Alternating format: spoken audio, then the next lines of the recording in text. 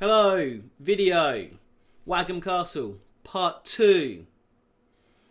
I thought about doing an intro explaining what happened last time in case you don't remember, because it's been like a whole week. This is out on Halloween. It's not, it's like a day later. I tried for Halloween, I couldn't do it. So last time, what the fuck happened? Not a lot. We met all the characters, they all suck. Lots of bad jokes about Britain and how much Britain sucks. And I think they just arrived at Wagam Castle, and then that's when I ended the video.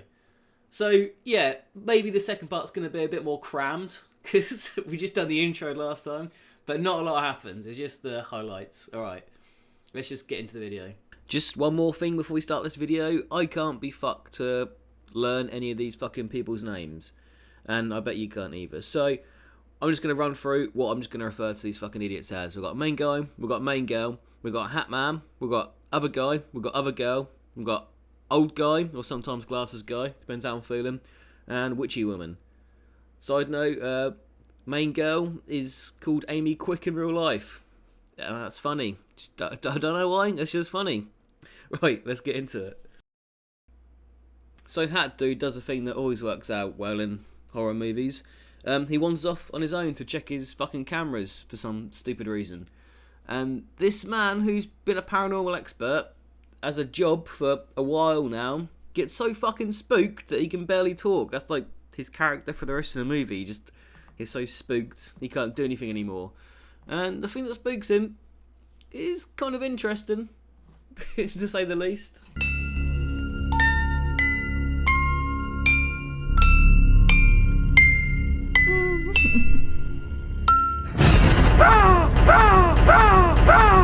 So Hat Guy basically sees a fucking ballerina toy, and then a doll with a button for eye, and the eye falls out, and then I think milk or something comes out of the fucking eye hole, and then he does the thing where he like is shining this torch around, and he's like, oh, it's gone, but he's shining this fucking torch at the ceiling. Well, the doll was clearly on the ground.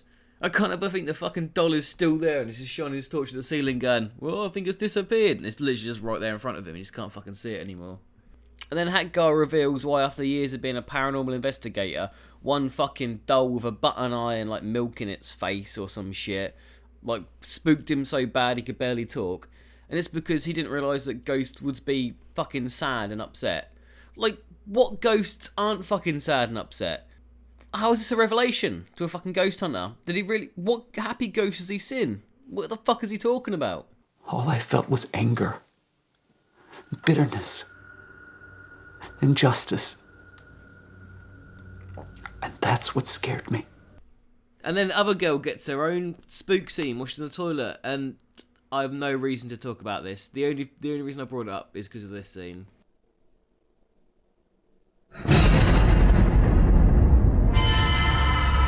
Right, then they all sit down and do like a little fucking dinner scene and eat some bangers and mash. Or what I assume is supposed to be bangers and mash because of how much this fucking movie stereotypes British people. But it's fucking just mashed potato and broccoli. Did they not know what fucking bangers were? Just guessed them and asked fucking broccoli? Or just they couldn't get the budget for sausages and just use broccoli instead? And then the main girl's all like, oh, gotta leave, I fucking ate fucking broccoli. And then the dude's like, yeah, I'll go with you, mate, but not after a bit of fucking little dry mash. Like, why is it so dry? Put some fucking gravy on it, you weirdo. And on their walk, the main characters have a bit of a will they, won't they? And then main girl's like, we won't, because I have a brother that died. If you're meant to get close to someone, I think it just kind of happens organically. I mean, to her credit, she was right. They don't. For the whole movie, that's it. That's the end of the storyline. They don't. Because she had a brother that died. And then we have Idiot Boy staring at himself in the mirror. I look like a real parapsychologist now. I fucking hate that obnoxious sound they play every time a scare happens.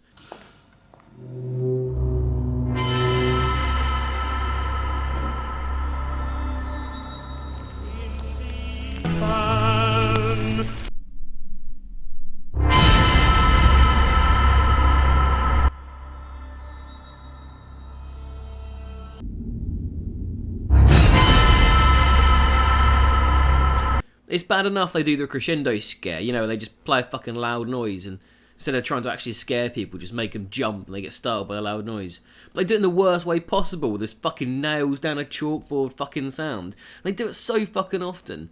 Like, I feel like most people would just be more annoyed than scared at this fucking sound.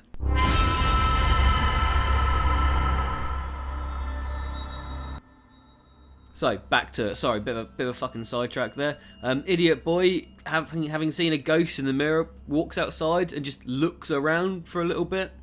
Like, this scene isn't me with stupid editing. This is literally what happens. And, you know what? Fuck it. While I'm moaning about the sound, I'm moaning about the fucking visuals as well. I don't know what the fuck he's looking at here. They use this same fucking thing a million times in this movie, and I have no idea what the fuck it is, because they just film it from fucking weird angles all the time. All I've seen is, like, banisters and staircases, and it, like, they never do, like, a zoom out shot, like, an exposition shot of the whole thing. It's just, like, zoomed in and just, like, weird archways. I don't even know what the fuck you're looking at. And this fucking staircase gets more screen time than most of the characters. Also, when you see this fucking castle, it is huge. They do like an aerial shot at the end and it's fucking massive. And throughout this whole film, there's about 5 rooms. It's ridiculous. Right, sorry, rant actually over this time. Back to the movie. The other guy gets fucking murdered or whatever. Like, I think he gets murdered with an axe. You see this like scene when the ghost comes down with an axe and then comes down. You see his dead body. No fucking axe wounds, no blood. Just, I don't know what the fuck happened to him. He just died. I don't fucking know. He just died somehow. And I don't know if there's any better way to portray the scene than to just show the scene. It's fucking perfect. I love it so much.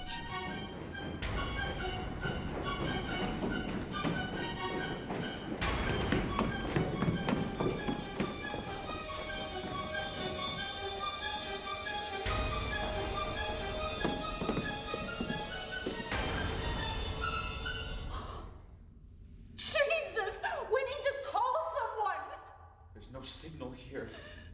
Someone has to drive into town and get help. What the fuck?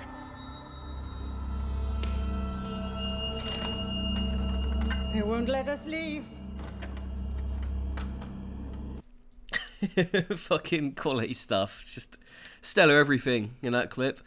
And if you haven't realised, that's the plot now. The ghosts have locked the doors and they can't escape. That's literally the plot. They need to leave and they can't because the ghosts have locked all the fucking doors. Oh, fucking hell. It puts your mind on them like old Resident Evil games when they're like, there's no way out. Have you tried all the windows and all the doors? They're like being chased by zombie dogs. Like, we can't go that way. There's some rubble. You're a fucking elite agent. Just climb over the rubble. What are you talking about? And then they were like, oh wait, look, wasn't there like another girl with us or something? Oh shit, maybe she's outside. She can go look for help. And that's what they decide on. She's still outside? Maybe she'll go back to town when she realizes we're locked in. We just guess she's probably outside. Then don't look for her. Don't shout for her. That's it. It turns out she's not outside. She's inside. And she's having this happen to her.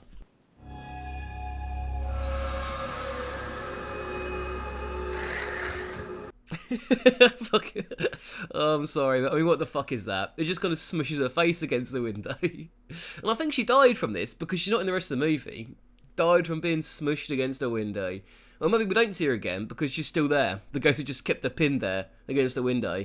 To the point where she's like, I mean, this isn't even scary anymore. It's just weird and annoying. Like when you go to them things where people dress up and scare you, and they'll like pin you in a corner and get right in your face and stay there for like a little bit too long. And you're not allowed to touch them, so you can't like push them out of the way or anything. And you're just like, I know you're not really going to eat me. It's just awkward now. So anyway, the movie. Main guy confirms the ghosts have definitely locked all the doors and windows so they're trapped.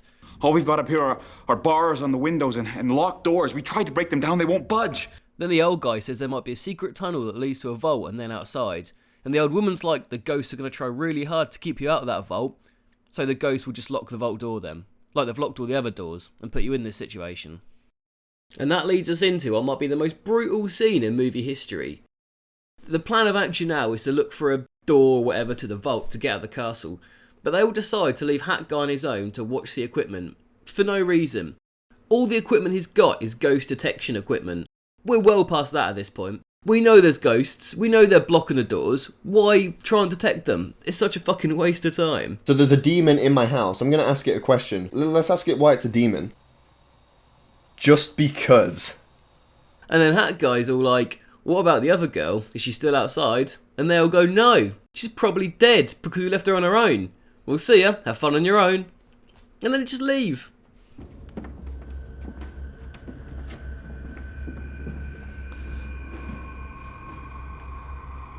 I mean, look at this fucking scene. Does it not seem like they're leaving him to die? The way they keep looking back and like staring at him and they don't want to go. They're like slowly moving away and he looks all scared.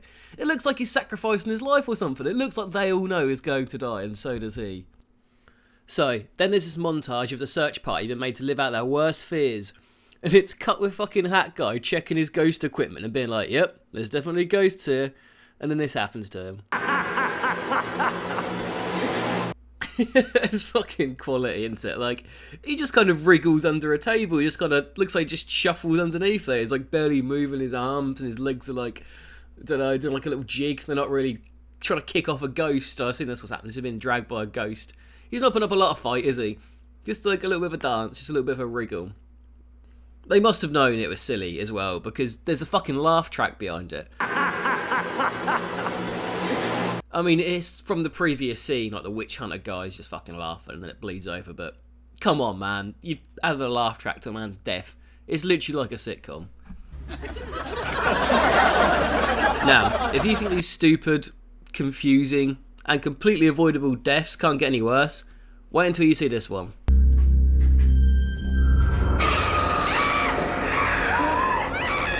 No! She's gone, Hugh! Come on, come on. It's fucking brutal, man. Even the old guy was like, come on, she's right there. They're just like grabbing onto him. No, she's gone. I mean, the main two characters are so fucking unwilling to help anybody. You'd literally be like, can you wait there a second? I'm just going to tie my shoes. You'd look up and they're fucking running away. Just hear him shouting, it's gone, get over it. So they've already forgotten Witch Woman and they carry on with their search for the underground bunker or whatever. And the room they're in starts shaking because of ghosts, I guess. And it reveals the secret passage, which looks like the most modern part of the house. I mean, there's a fire escape sign for some reason. I don't know who that's for. But this is a shot of the bookcase from a later point in the film. It is not hiding that secret passage well, at all. Like, how was no one seeing that fucking secret passage? The gap on top of it is so fucking visible. It's unreal. So, they get to the vault door, and the main character struggles to hold it open. So I don't know if this is supposed to be, like, just a really heavy door, or for some reason now the main character is able to outmuscle the ghosts. But, I mean, whatever. Who cares at this point? So they're in the vault, and the old guy finds a fucking Necronomicon, because why not? Of course he fucking does, whatever. And he reads a poem out of it, and it makes the ghosts walk downstairs, and old Wagamama Castle change colours and then melt, and the old man's head starts hurting. Then it's morning, and they wake up, and the butler comes in and keeps ignoring them, because they're actually dead for some reason. Then they do the Shining ending, where they're like in a photo in the hallway now. And that concludes Big Wagamama's Castle. There's not much to say about it, is there? Fucking weird. Did I like it? Honestly, I think they should make Big Mama's Castle. In my opinion, they can make a lot of creative jokes about, you know, how he comes to Britain, and he can make fun of them. He could have some jabs, can he? He's got some real funny lines, Big Mama, isn't he? And I think in a British setting, it could bring a lot to the table. Honestly, I'm gonna pitch it to Simon Cowell next week. You'll love it. Yo, what up, waiter? Yes, Big Mother, may I be of service? I think I'm about ready for dessert now. What about spotted dick? Whew. You have to buy me dinner first. Really? That would be your fourth? Spotted dick happens to be a local delicacy. No wonder British people's teeth are so fucked up. Keep putting them spotty old dicks in your mouth.